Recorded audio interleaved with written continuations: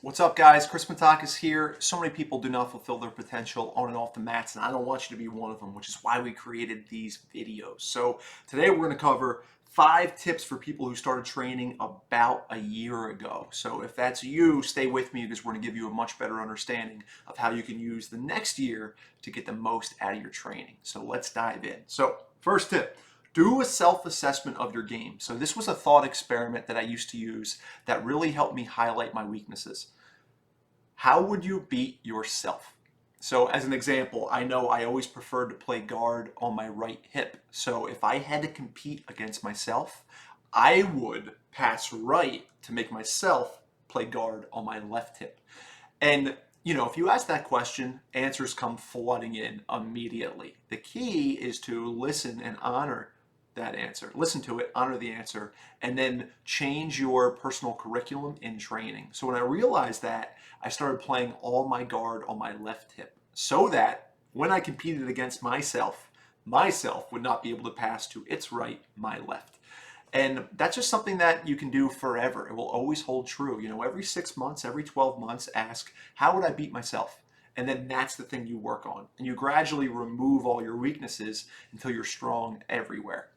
Second one, start teaching. So I got my blue belt probably like 6 or 7 months in, and then I immediately started teaching the noon class. And it stretched me so much. One, from a comfort standpoint, because I didn't like talking to people and I didn't feel confident in my skills.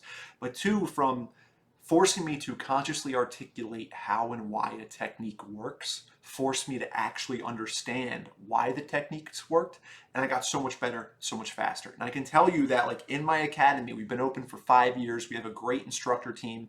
Every instructor who has started teaching, that's when they took this radical ascension in their skills, because they had to, because you just put so much more of your attention and intellect on this art out of demand for your role as a teacher. You get so much more as a student. So you may not have the opportunity to teach in your academy, but you can take on a leadership role helping out new white belts and be their senior student and guide them through the class. You can help your peers, and maybe you can start teaching classes.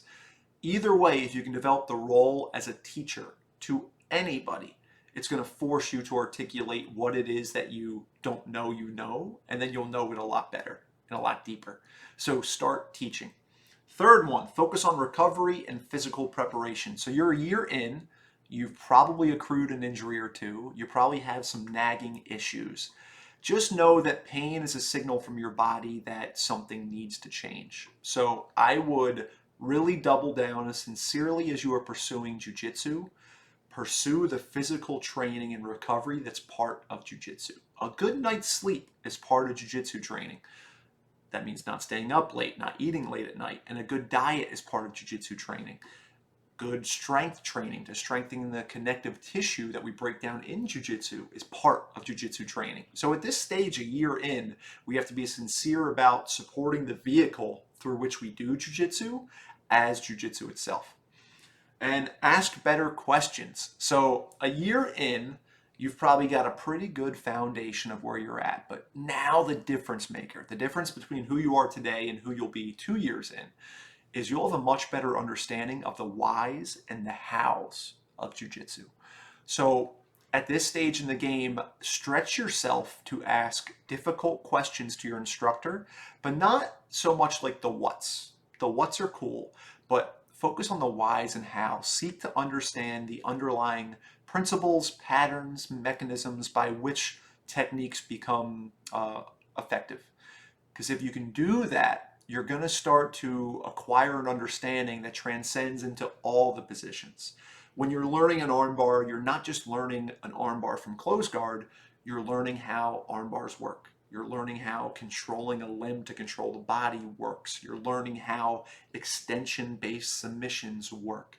So as we can start to really seek out to understand the hows and the whys, it's this like trickle-down effect where all of our jiu-jitsu gets better. So I would ask better questions. Really seek to understand the hows and the whys of the techniques.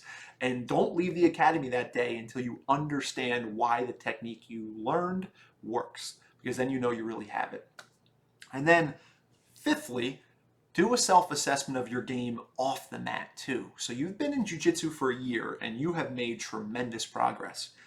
Have you made tremendous progress anywhere else? Is there anywhere else that's lacking? Have you gotten really good at guard passing, but you're neglecting your marriage? Have you gotten really good at takedowns, but you got $3 in the bank? Like, take that honest stock of where you're at, and then I would always try to build my personal off the mat curriculums in conjunction with my personal on the mat curriculums, because our lives are only as good as the worst part of our lives. And if you are deeply passionate about jiu-jitsu, you need to make sure you've got a good support system and a foundation upon which jiu-jitsu can stand. If your life off the mat is falling apart, it's going to be really hard to get on the mat and have a life there as well. So just like we took an honest stock of how would I beat myself, and then that's going to tell me where I should focus my game, how are we losing off the mat as well? And what needs increased attention and what needs increased mentors, action, decision making to make the same progress we're making on the mat off of it. And when we do that, life becomes a beautiful gift. So you are purposefully pursuing jiu-jitsu, you're a year in, you're crushing it. It's time to apply that same sincerity off the mat as well, and to make sure that all the other bank accounts of your life, right? When you deposit into jiu-jitsu, it is a withdrawal from your family. So you've got to go back to your family and make a proper deposit into them to make their sacrifice of your absence worth it. So I would always try to encourage my students, like, the amount of time and attention you are giving to jiu-jitsu, you owe it to the rest of your life, to your family, to your wellness, to your business, whatever, to apply that attention there as well. And that's when we become this beautiful, well-rounded entity. Like Carl Jung deeply believed that we weren't pursuing perfection, we were pursuing wholeness. And that wholeness is different for all of us. And for you on this video, I know jiu-jitsu is a part of that wholeness, but it's not the whole pie chart, right? There's other slivers of your being.